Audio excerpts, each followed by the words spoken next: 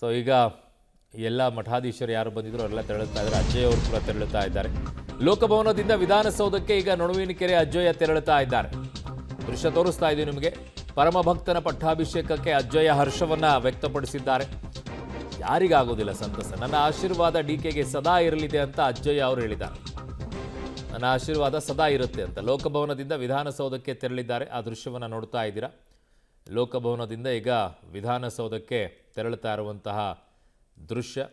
So ವಿಧಾನಸೌಧದಲ್ಲಿ ತೆರೆದ ಜೀಪ್ನಲ್ಲಿ ಈಗ ವಿಧಾನಸೌಧಕ್ಕೆ ಡಿಕೆ ಶಿವಕುಮಾರ್ ಅವರು ಲೋಕಭವನದಿಂದ ತೆರಳುತ್ತಾರೆ. ಅವರನ್ನು ಬರಮಾಡಿಕೊಳ್ಳೋಕೆ ಈಗ ಇದ್ದಾರೆ ಅಜ್ಜಯ್ಯ. ಜೊತೆಗೆ ಕೊಠಡಿಗೂ ಕೂಡ ಹೋಗ್ತಾರೆ.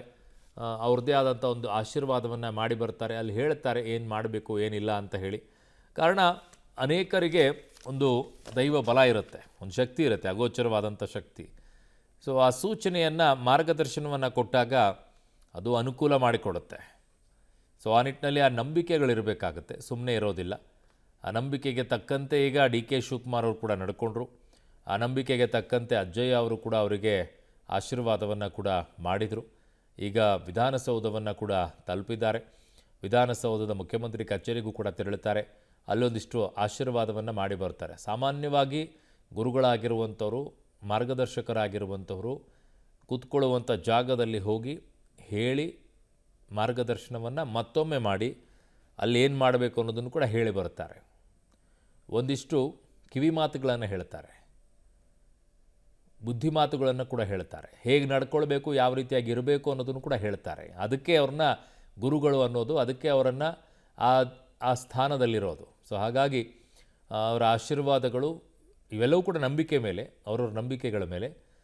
ಸೊ ಆ ನಂಬಿಕೆಯ ಆಧಾರದ ಮೇಲೇ ಈಗ ಫಲ ಸಿಕ್ಕಿರೋದು ಡಿ ಕೆ ಶಿವಕುಮಾರ್ ಅವರಿಗೆ. ಅತ್ಯಂತ ಅತ್ಯಂತ ಅತ್ಯಂತ ಪ್ರಬಲವಾಗಿ ನಂಬಿಕೆ ಇಟ್ಕೊಂಡಿರುವಂಥದ್ದು ಡಿ ಕೆ ಶಿವಕುಮಾರ್ ಅವರು.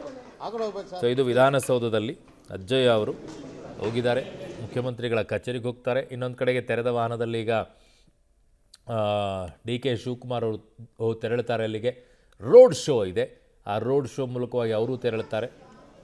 ಆಮೇಲೆ ಮುಖ್ಯಮಂತ್ರಿಯ ಕಚೇರಿಗೂ ಕೂಡ ಹೋಗ್ತಾರೆ.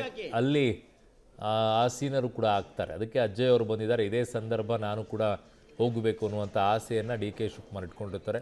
ಸಾಮಾನ್ಯವಾಗಿ ಅಲ್ಲಿ ಪದಗ್ರಹಣ ಆದ ತಕ್ಷಣ ಇಮ್ಮಿಡಿಯೇಟಾಗಿ ವಿಧಾನಸೌಧಕ್ಕೆ ಹೋಗಿ ಸಿ ಎಂ ಕಚೇರಿಯಲ್ಲಿ ಕುಳಿತುಕೊಂಡೇ ಒಂದಿಷ್ಟು ಏನಾದರೂ ಫೈಲ್ಗಳಿದ್ದರೆ ಸಹಿಯನ್ನು ಮಾಡಿ ಮೂವ್ ಆಗ್ತಾರೆ. ಕಾರಣ ಅವತ್ತಿನಿಂದನೇ ಕೆಲಸ ಆಗಬೇಕು ಅನ್ನುವಂಥದ್ದು.